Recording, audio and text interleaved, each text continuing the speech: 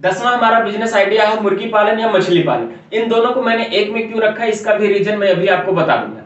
अब देखिए, शहर के साइड में जो भी है मछली या फिर जो मुर्गी पालन होती है वो देहात से ही वहां पर जाती है। शहर में ऐसा नहीं होता, क्योंकि शहर के लोगों को वो गंदगी नहीं पसंद है या फिर वहां पर इतना खुला एनवायरनमेंट नहीं है कि उसकी साफ सफाई की जा सके। तो वहां पर रिस्ट्रिक्टेड एरियाज आ जाते हैं, वहां पर गंदगी या फिर बर्ड फ्लू जैसी बीमारियां फैलने के चांसेस ज्यादा होते हैं। लेकिन देहात में ऐसा कुछ नहीं होता है। देहात में क्या होता है, उनकी जो वेस्ट पदार्थ होते हैं वो मिट्टी में मिल जाते हैं, तो इस वजह से हमारे खेती को भी बहुत सारा फायदा हो जाता है। अब मैं बताता हूं कि इन दोनों को मैंने एक में क्यों रखा। देखिए, अगर आप मुर्गी पालन करते हैं तो मुर्गी पालन 45 दिन में मुर्गी पालन से आप तैयार कर सकते हैं। मुर्गी जो है 45 दिन में तैयार हो जाती है। 45 दिन बाद क्या होता है, उनको आप मार्केट में सप्लाई कर देते हो, उसका बहुत बड़ा बेनिफिट आपको मिल जाता है। और मछली पालन क्या है, जब आप मछली पालन करते हैं तो इसमें आपको थोड़ा सा प्रोसेस लंबा टाइम लगता है, जैसे कि 5 से 6 महीने भी लग जाते हैं। अब मछली पालन अगर करना चाहते हैं तो मछली पालन के लिए आपको सबसे पहले पता है कि तालाब की जरूरत पड़ती है, या फिर एक्वापोनिक कल्चर आप चला सकते हैं। एक्वापोनिक कल्चर में आपको कम जगह में ज्यादा से ज्यादा प्रोडक्टिविटी मिल जाती है, साथ में सब्जी और मछली दोनों का पालन आपका हो जाता है। तो उसका भी रिसर्च कर लीजिए। वो भी बिजनेस बहुत अच्छा है, लेकिन उसमें थोड़ा सी लागत ज्यादा लगती है, उसमें बिजली की जरूरत पड़ती है, यानी कि सोलर सिस्टम की आपको उसमें जरूरत पड़ेगी। बट इन दोनों में ऐसी किसी भी चीज की जरूरत नहीं पड़ेगी, यानी कि ज्यादा लागत नहीं लगेगा। तो मछली पालन के लिए आप क्या कर सकते हैं, अगर आपके पास में बड़ा खेती नहीं, बड़ी भूमि नहीं है जहां पर आप तालाब खुदवा सके, तो कोई दिक्कत नहीं है। देखिए, हर गांव में प्रधान या फिर सरकार की तरफ से एक तालाब होता है जो नियुक्त होता है, पहले से ही होता चला रहा है। अगर अभी भी नहीं है तो बहुत सारे ऐसे लोग आसपास के गांव वाले भी आपको मिल जाएंगे, जो कुछ लोगों ने तालाब खुदवाए होते हैं मछली पालन या किसी और पर्पज की वजह से, लेकिन वो यूज नहीं कर रहे हैं।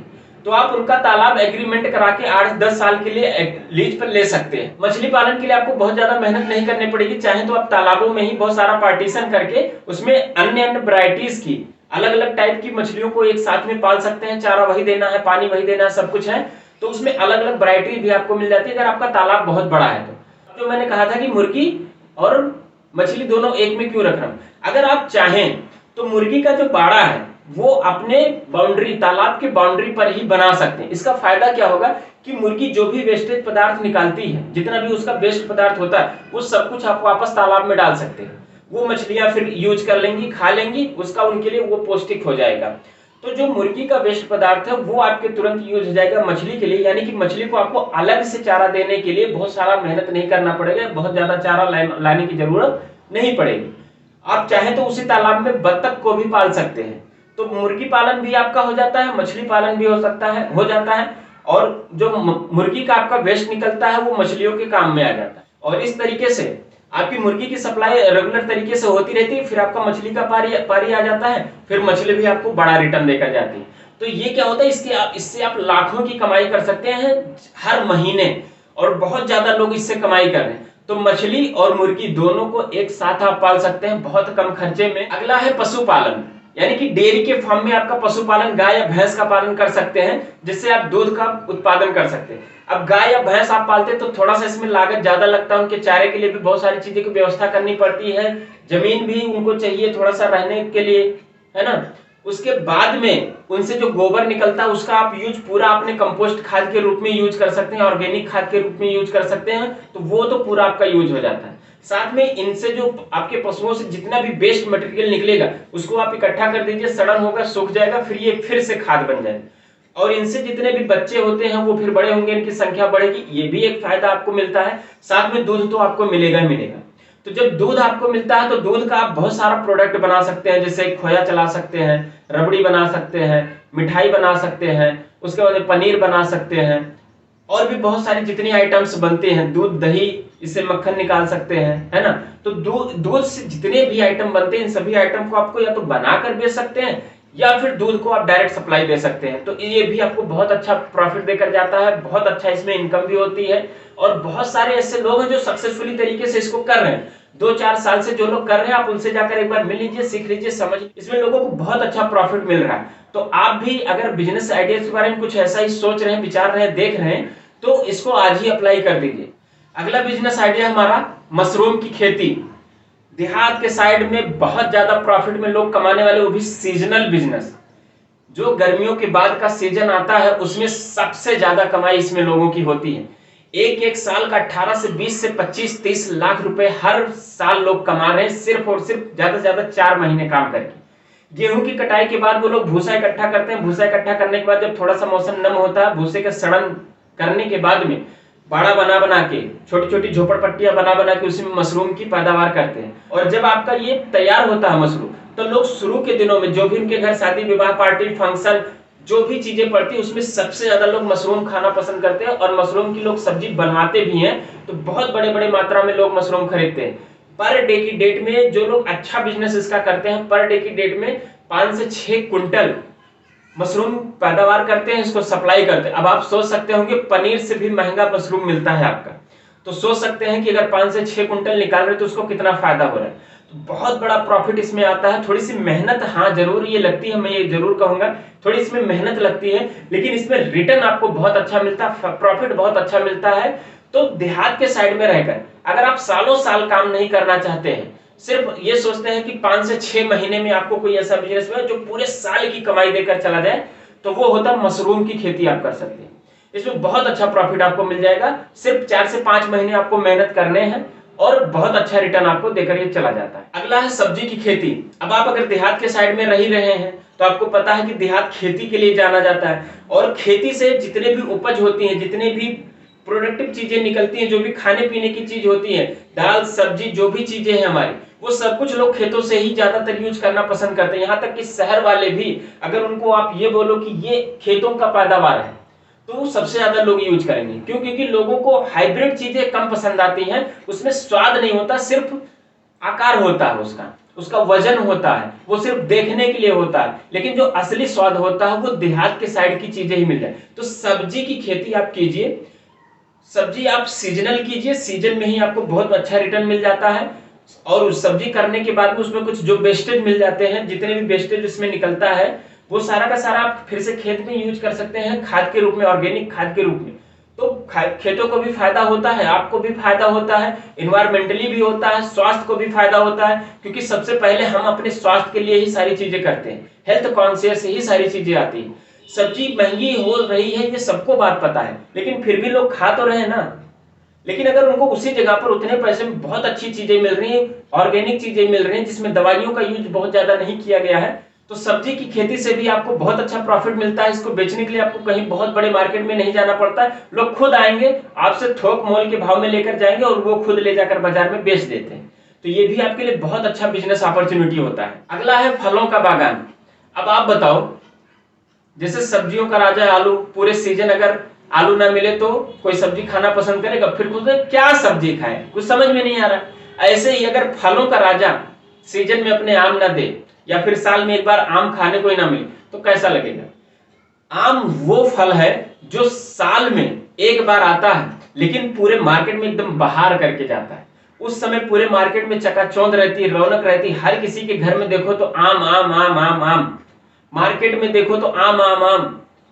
उसके बाद में बाग बगीचे में जाकर देखो तो बच्चे खेल रहे होते हैं, बच्चों का आना जाना ज्यादा हो जाता है, सिर्फ किस लिए? आम की वजह से। आम का बहुत ज्यादा उपयोग होता है, छोटे से लेकर जब तक वो पक नहीं जाता तब तक उसका बहुत जगह पर यूज किया जाता है। आम का अचार बनाया जाता है, आम को सुखा के खटाई भी बनाई जाती है, फिर पका हुआ आम आता है उसको भी लोग तरीके तरीके से यूज करते हैं, उसका जूस भी बनाते हैं, मैंगो शेक बहुत चाव से लोग पीते हैं, बहुत अच्छा लगता है। और इसी आम का यूज होता है माजा बनाने में। तो जितना ज्यादा आप आम का उपज कर सकते हैं कीजिए, जितनी बड़ी बागान लगा सकते हैं लगाइए, कभी भी आपके पास में आम बचेगा नहीं। क्योंकि आम खाने वालों की ना तो संख्या कम है, ना आम का उपयोग करने वालों की संख्या कम है, ना ही ये किसी का पसंदीदा चीज नहीं है, ऐसा भी नहीं, सब हर किसी का पसंदीदा फल है कोई, वो है आम।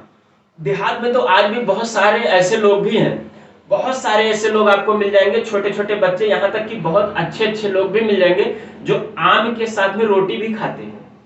तो आप सोच सकते हैं कि आम की कीमत क्या है। हर तरीके से लोग आम का यूज करते हैं, खाना खाने के बाद, खाना खाने के पहले, आम का जूस, कहीं से आए जाएंगे आम का जूस, कच्चे आम को उबाल लेते हैं फिर उसका जूस बनाते हैं, वो भी बहुत ज्यादा फायदा करता है। तो आम जो है वो भी बहुत अच्छा, मशरूम की तरह ये भी सीजनल होता है, लेकिन ये भी बहुत अच्छा प्रॉफिट आपको देकर जाता है। अगला हमारा बिजनेस आइडिया है फूलों की खेती। ये सुगंध तो किसको नहीं पसंद है, हर प्रकार की खुशबू जो होती है वास्तविकता के रूप में वो फूलों में ही पाई जाती है। फूलों की ही खुशबू को लोग अलग अलग फ्रेग्रेंस में यूज करते हैं। जो आप आजकल यूज करते हैं बॉडी का स्प्रे, बहुत सारी चीजें ऐसे यूज करते हैं जो महकता है फूलों की खुशबू वाला, तो आप निरमा भी यूज करते हैं, डिटर्जेंट पाउडर भी यूज करते हैं, फूल चमेली की खुशबू।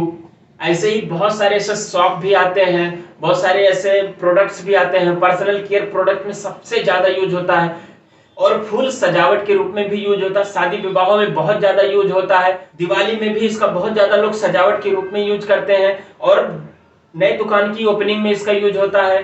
फिर लोगों को माल्यार्पण करने के लिए, किसी का स्वागत करने के लिए भी यूज होता है। तो अगर आप देखेंगे तो फूलों का बहुत ज्यादा विस्तारित यूज होता है। अब फूल लोग लाए कहां से? फूल तो पहले बात तो मार्केट में पता कीजिए कितने महंगे हैं, तो इसलिए फूलों का डिमांड भी बहुत ज्यादा है। फूलों की खेती आप कीजिए जिससे आपको बहुत अच्छा प्रॉफिट मिल सके। ये भी सीजनल टाइप के फूल होते हैं, इसमें आपको खेती करते हुए समझ में आएगा कि बहुत टाइप के फूल होते हैं। आप इनको लगाइए, पुष्प रोपण कीजिए, बहुत सारे फूलों का उत्पादन कीजिए, फिर देखिए आपको कितना प्रॉफिट होता है। हर महीने आपको लाखों की प्रॉफिट सिर्फ गेंदा का फूल देकर जा सकता है, अगर आपने अच्छे तरीके से गेंदा को ही उपज मिलाया तो।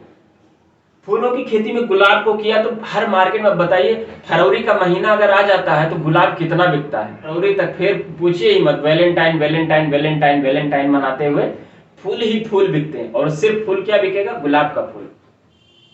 तो बहुत ज्यादा लोग यूज करते हैं फूलों के लिए, इसलिए फूलों की खेती बहुत डिमांडेबल है। बहुत दूर दूर से लोग जाते हैं, अपने जरूरत के फूलों को लेकर आते हैं। इसलिए अगर आप भी सोच रहे हैं ऐसा कुछ बिजनेस आइडिया, तो फूल की खेती आप कर सकते हैं। ये बहुत ज्यादा कॉम्पिटिटिव भी नहीं, बहुत आसानी से भी सेलिंग हो जाता है।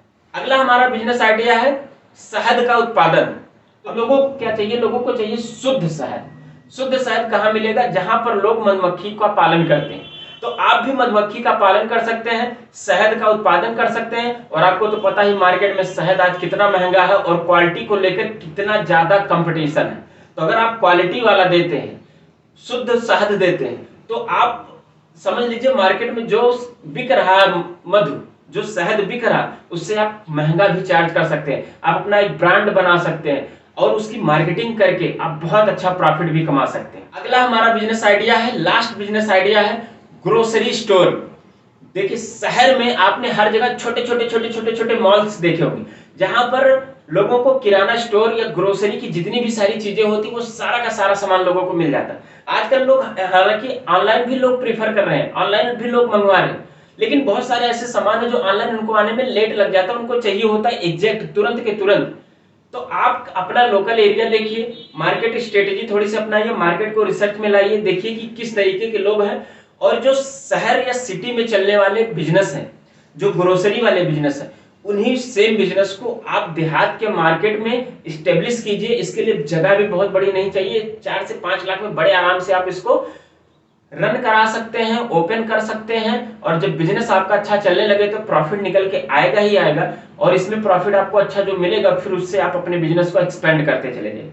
ये एक ऐसा बिजनेस है जो कभी भी घाटे में नहीं गया, क्योंकि ग्रोसरी का सामान कभी किसी को ऐसा नहीं होता कि जरूरत ही ना पड़े, हर दिन रोजमर्रा की जिंदगी में ये यूज आने वाले सामान है। तो बिजनेस आपका बढ़ता ही बढ़ता है, साथ में इसमें लोग भी बढ़ते हैं। अगर आपने अच्छे अच्छे सामान रखे, उनके प्रोडक्ट के हिसाब से, जो उनको जरूरत है उसके हिसाब से रखे, नीड के हिसाब से रखा आपने, और रिलीवेंट आपने रखा, प्राइस का भी ध्यान रखा, और साथ में आपने हाइजीन का भी विशेष ध्यान रखा। ये नहीं कि सिर्फ प्रोडक्ट बेचने के चक्कर में आप सस्ते माल को भी लाकर बेच दिया, तो ये बिजनेस भी आपका बहुत अच्छा चलता है। और ये आज तक जितने भी लोगों ने किया है वो छोटे से स्टोर से आज बड़े बड़े मॉल खड़ा कर दिए हैं, बिग बाजार जैसा हो गया, ग्रोसरी स्टोर, बड़े बड़े ऑनलाइन स्टोर्स बना दिए हैं। तो बिजनेस शुरू तो कीजिए, आगे तो भी बहुत कुछ आपको सीखना बाकी है, तो पहले सीखेंगे तभी अर्न करेंगे।